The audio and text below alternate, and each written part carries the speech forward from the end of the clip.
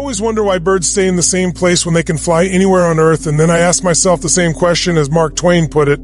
The secret of getting ahead is getting started, and that's where people get stuck. You're literally like the bird. You could fly anywhere you want. You can go anywhere you want to go. And look, I know you've got a litany of excuses, and all of them are valid. You've got a job. You can't just leave, or you don't have a job, and you don't have the money. Your family's in one place. It's the only thing that you've ever known. You only speak one language. You've never traveled before. You don't have a passport. You can't afford the gas money. There are 1,000 real reasons not to go, but the truth is that none of them matter. The truth is, if you want to build something in your life, then you have to remember what Mark Twain said. You have to get started, because at the end of the day, that is literally the only thing that's holding you back. You're not moving. And once you get the simplicity of that, once you understand that you could act right now, you could say all the excuses. You could stop making them. You could stop giving into them, no matter how valid they are, no matter how real they may seem. You can finally decide that you're going to get up and move, that you're going to create that momentum, that you're going to take a step, that you're going to make the demand, that you create momentum, that you get something done, that you find an answer, or as Handel said, that you're going to find a way or make one. If you have to carve through rock, do it, because humans before you have done it. And that's the simple truth. That is the simple truth, and everything else is the weak voice in your mind holding you back and making you a less version of yourself. So I ask you, why doesn't the bird fly wherever it wants to go? Because that's all it's known, because that's what's safe, because that's what's comfortable, or because it's an animal. What do you want to be if this isn't the life you want to live? Do something about it. As Albert Einstein said, try not to become a man of success, but rather try to become a man of value. This is something that I think about a lot. At the end of the day, success is incredibly motivating in accomplishing your goals. And your dreams is something that I wanted to do since I was a little kid. That's been a driving force in my life. But through all of that, the times that I felt happiest, the times that I felt most secure, the times that my anxiety and my stress had been at zero, are the times where I felt like I was being most true to myself, where I was trying to really become a person of substance. I wasn't looking for something extrinsic. I was focused inward and trying to develop the person that I'm becoming, that I had some code that I was living by, that I was really deciding not just what outwardly success looks like, but what does it mean to be a good person? What does it mean to be an effective person? What does it mean to be worthy of trust? And those things, at the end of the day, those things are something that when you invest in finding value in that it takes you somewhere amazing. And as Bruce Lee said, knowledge will give you power, but character will give you respect. And at the end of the day, I really can't think of anything better than that. I can't think of anything that will keep me company when I'm alone, when there's nothing but silence around, when all I can hear the sounds of my own thoughts. The only thing that is going to bring me or you comfort is respect. His self-love is knowing who you are really, and knowing that you're true to that even when nobody's looking. And that concept, that notion of having a guiding light, a principle, something by which you steer by, that you are always true to, and then in your moments of stress, chaos, confusion of desire, that in your moments of deepest desire, that you're still true to that all you think about is that North Star of being that person that you want to be. When you let that be your guiding light, when you stay true to that, nothing can hurt you, because nothing will be able to make you feel badly about yourself, because once you know who you are and you're true to it, nothing else matters. As Walt Disney said, if you can dream it, you can do it. Now, what makes me laugh is I know right now some of the people listening to that, they say, they're just limits to what humans can do. And I get that response. I understand it. I used to respond to everything like that. I used to see only the difficulty. I used to see only the ways in which it couldn't work out, and I couldn't see. I was literally blinded by fear. I was blinded by some bizarre sense of pride that wanted to justify my limited existence, that didn't want to have to face that I could be doing more, that I couldn't be more, that my life was somehow less than what it could be. And so I would laugh at quotes like that. And I know right now of the chills, I know right now there are people that are laughing at that, and all they can think about are the limits. All they can think about are the things that prove him wrong. And guess what? He is wrong. There really are limits. But if you waste your time focused on that, you're never going to create the momentum that you need to actually make something come true in your life. You can build virtually anything, but if you get hung up on the virtual part, if you let that stop you, if you immediately go to the things that ultimately limit you and hold you back, that is where you're going to stay forever.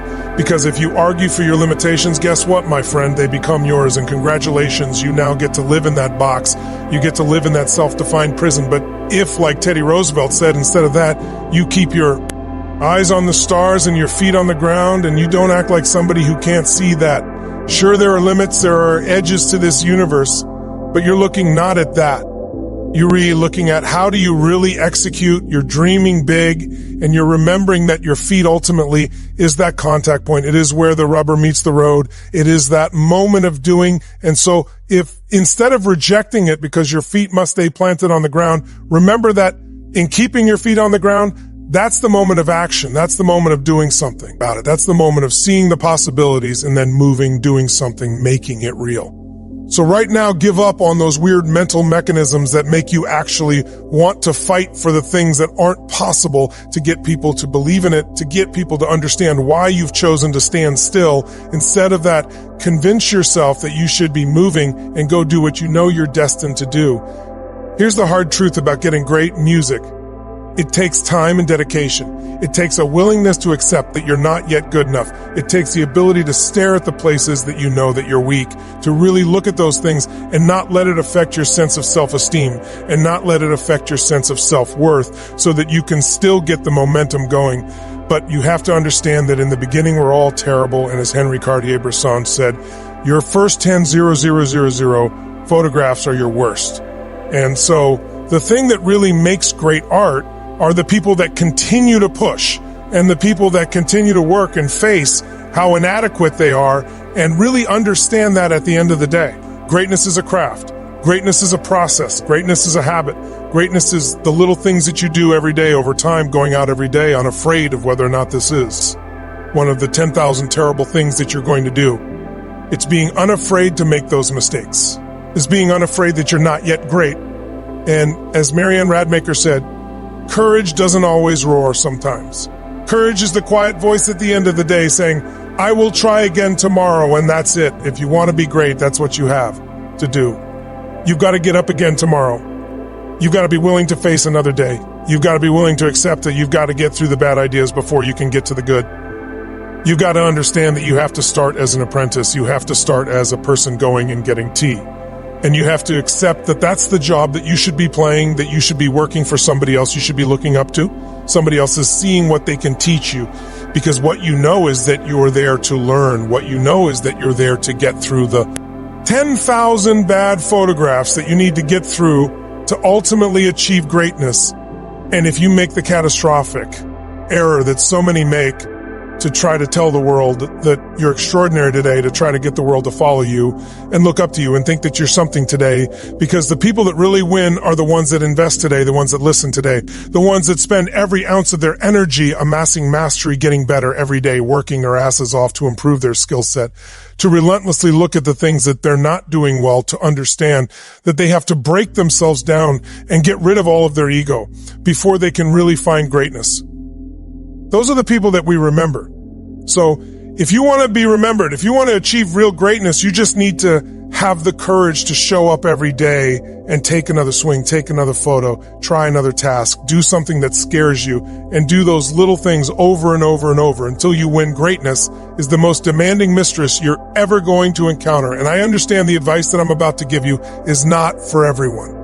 Most people should turn this off, but if you're going to stick with me, if you're going to listen to what I have to say, it's because you want something tremendous in your life. You want to stand out from everyone else. You want to do something more than other people think is possible. You literally want to stand outside the norm. And if that's the case for you, then understand that, as Albert Einstein said, only one who devotes himself to a cause with his whole strength and soul can be a true master. For this reason, mastery demands all of a person if you want to get great, if you really want to make a skill set your own, if you want to be able to do something. And at the end of the day, if you want to transform the world, if you want to make grand changes, if you want to do all of that, all the empty words that people spout all the time, let me tell you, the only thing that's going to separate you from all the other blowhards who are just talking words and will never do anything is to give yourself over completely, to let that obsession, let that thing that you love completely consume you. And in that, your only chance to really become great lies. Music, as Franz Kafka said, Don T. Ben. Don't water down. Don't try to make it logical. Rather, follow your most intense obsessions mercilessly. Can you do that? Can you become mercilessly obsessed? Can you let something occupy you to where all logic and reason has gone out the window? And the only thing that matters is whether or not you accomplish. Will you hold yourself accountable to metrics? Will you look at the world and see, am I actually making change? Are you prepared to hold yourself to that standard? Because if you are, there is nothing you can't do if you're willing to take. That responsibility to transform yourself as a human being, if you give yourself over to getting great, if you give yourself over to that obsession, if you feed it like you would feed a beast, if you feed it like you would feed a fire that can wipe out an entire mountainside, then you've got a chance, but it's got to burn within you like that. You've got to feed it like that. You've got to feed its skills. You've got to get better every day. You've got to constantly wake up and understand exactly what it is you're building towards that, and build towards it with a relentlessness that other people think is mania, that other people can see only madness in what you do. And if you can push yourself to that level, then the world will bend to your will, as Naval Ravikant said. The only way to truly learn something is by doing it. Yes, listen to guidance, but don't wait. That is such a powerful idea. And I know right now you're listening to this because you want motivation, you want to be inspired, but my greatest fear is that you'll get motivated, you'll get inspired, and that'll just be a declining arc for a few minutes after you listen to this video that ends with you doing nothing. And what I want, what I really hope for, and the reason that I give myself over to making these so completely is I know some percentage of you on the other side of this will ultimately be prepared to take that first step. You will realize that the only thing that matters is action, and you will take that action. And it's in that action that your potential greatness waits. And as Martin Luther King said, take the first step in faith. You don't have to see the whole staircase. Just take the first step. You've just got to believe that you can learn. You don't have to believe that you're already capable of doing what you want. You don't have to believe that you can already build that thing that you dream. You don't have to believe that you already are extraordinary. You simply have to believe that if you take that first step, you put yourself on a journey, not of execution. You put yourself on a journey of learning so that you can execute. And that when you understand that difference, that's when you really will be on that path to greatness. And that is the thing that I want for everybody listening to this. Please understand, the only thing you need to know is that you have to take the first step. Whatever the vision is that you have for your life, you absolutely can make it come true. And the process is very simple. The process is about learning. The process is about growing and getting better. It's about recognizing what you're not good at.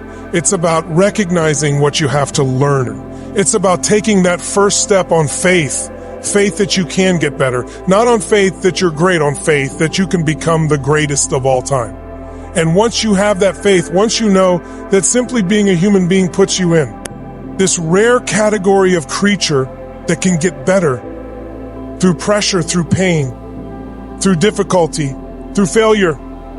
Those are the things that are going to be the building blocks of your success. In order to begin on that road, in order to have your first glorious failure, you must first take that first step. So please, don't waste your time being motivated or inspired. Spend every second of your time moving forward. That's how you're going to get where you want to go. As Daniel Pink said, people fail to achieve mastery not because they aren't talented, but because they aren't disciplined. The wonderful news about the human condition is you can get good at anything that you set your mind to. It's just not going to be easy, and it's not going to be fast. But the willingness to put in that work is what's going to separate you from everybody else. And I'm begging you to see yourself right now today as average as no better than anyone else. But I beg you with more force than I know how to convey with this language to see yourself as malleable, to see yourself as capable of becoming anything you want to become truly extraordinary if you can find within yourself the discipline to stick with it long enough. And as Steve Martin said, perseverance is a great substitute for talent. Everybody wants to talk about who's talented. Everybody looks at the person with innate talent as if they have something magical.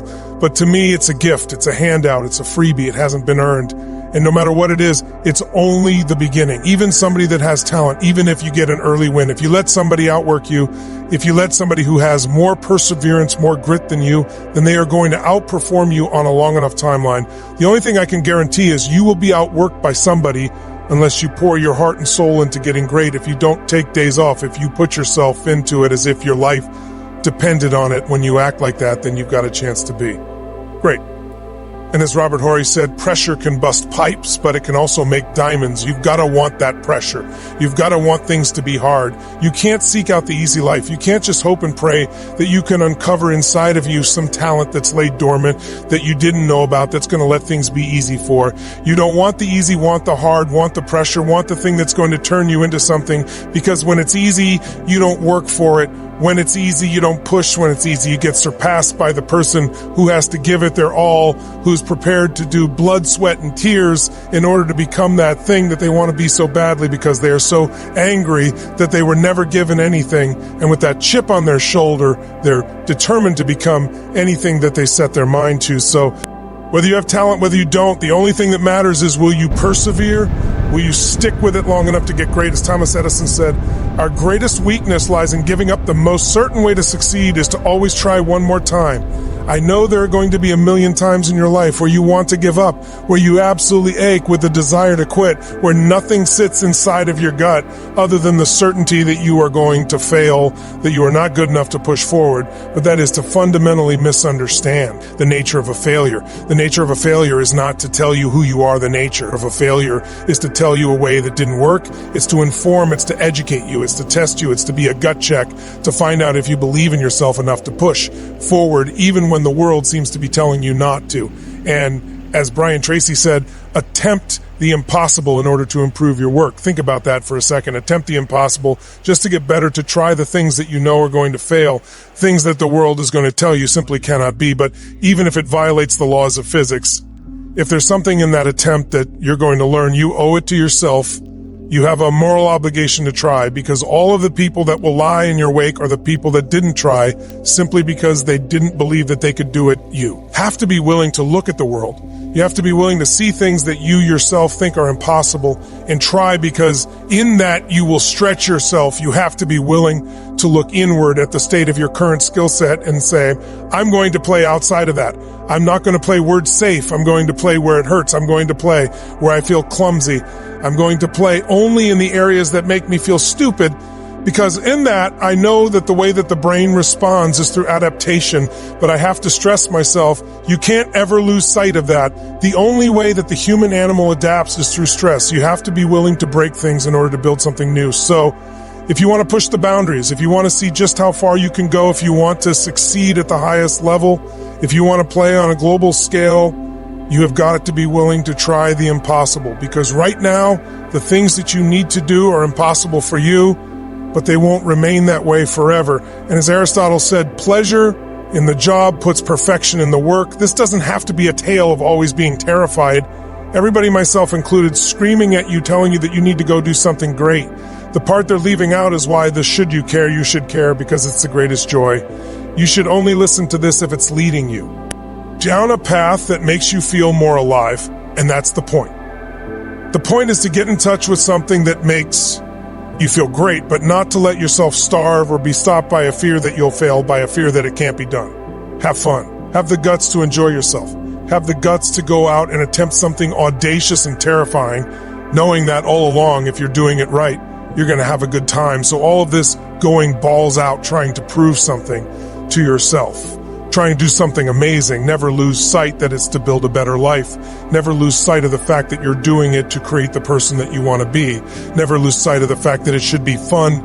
As Kurt Vonnegut, one of the greatest authors in modern times, said, when I write, I feel like an armless, legless man with a crayon in his mouth, but he still did it. And that's the kind of thing that you're going to hear from the greats. You're not going to hear that it was easy. You're not going to hear that they felt suave and cool. Even the greatest of all time have that awkwardness, that clumsiness. They're never quite as good as they want to be. But what I want you to understand is, even though Kurt Vonnegut said those words, he wrote tons of books that changed people's lives, that changed the landscape of literature, because despite the fact that he felt awkward and clumsy, he kept doing it and forcing himself to move forward, to take one step after another. Even when the process was not exactly rewarding, he believed in something. He knew that what he was trying to do would ultimately get better.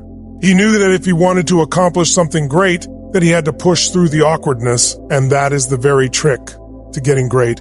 You just have to do it. You have to go. You have to take that first step. You have to push. You have to drive. You have to strive every time to get a little bit better. You have to strive not to fall prey to your own doubts and insecurities. And as Joe Namath said, if you aren't going all the way, why go at all? but it's doing that in face of the fear. It's doing that in face of the difficulties. It isn't only because someone is great that they say you should either do it all the way to play hard or go home. They're not saying it because the process is in and of itself rewarding. They're saying it because there is something that they're trying to accomplish that demands it, that they were prepared to play on a world stage. And once you know why you're doing what you're doing, once something sits at the core of your being, and despite how difficult, painful, awkward it may be to push forward, you push forward no matter what the odds. And as Hannibal said, one of the greatest military leaders of all time, I will either find a way or I'll make one. And he said that as he was getting elephants across the Alps.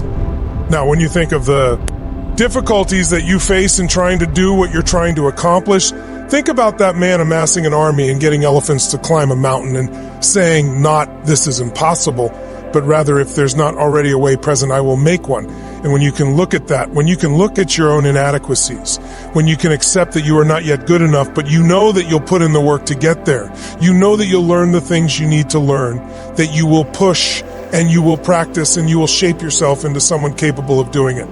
You have to literally carve your own path out of the stone granite of a mountainside. You will do that because that's what your goals demand, and when you're prepared to do whatever your goals demand, you will accomplish whatever you set your mind to. As Ernest Hemingway noted, the world breaks everyone, and afterward many are stronger in the broken places.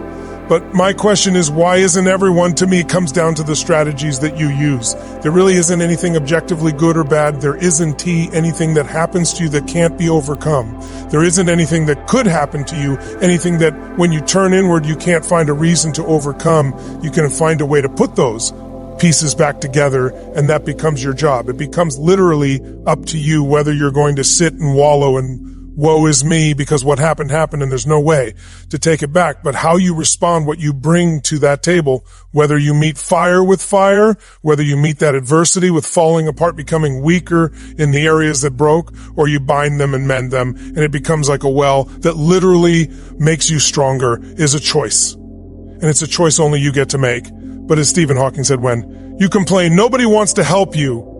There are many things in your life. Do you have every reason to complain about? You have every reason to be upset by the things that have happened to you. The most sinister thing about excuses is they're valid. There's a million reasons why you should be able to give up. There's a million reasons why you shouldn't need to try that thing that broke you. You should be allowed to just sit on the ground, and here's the thing, that's your right. You have every reason to do it, and maybe people won't even think less of you. But here's the truth. You either become weaker or stronger in the places that broke, and that's a choice of how you react moving forward. The great news is the best thing that you could do to become stronger is love yourself. And as Kamal Ravikant said, loving yourself is a practice.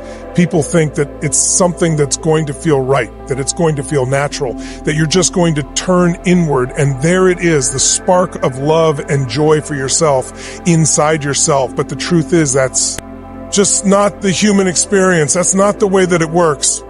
There's going to be a voice inside your head, and it's going to blame you. It's going to say that it's your fault. And no matter how many times people on the outside tell you that that is not true, that this thing happened to you, that it isn't you, it doesn't define you, there will be a voice that's going to tell you that it does, and that's where you have to fall back on process. That's where you have to realize that you literally have to practice loving yourself, and that it's okay that no matter what happened, there is absolutely nothing that invalidates that you're worthy of your own love. But you've got to practice it. You've got to be willing to do it. You've got to be willing to put in the reps. You've got to know that it's not going to feel right, but you've got to know on the other side of that is a vision of your life where you actually do love yourself. Because you took the time to say it, you took the time to practice it. You took the time to sit there and feel stupid and say that you love yourself, and sometimes just putting in the work is what you need to do to get strong. So put in the work.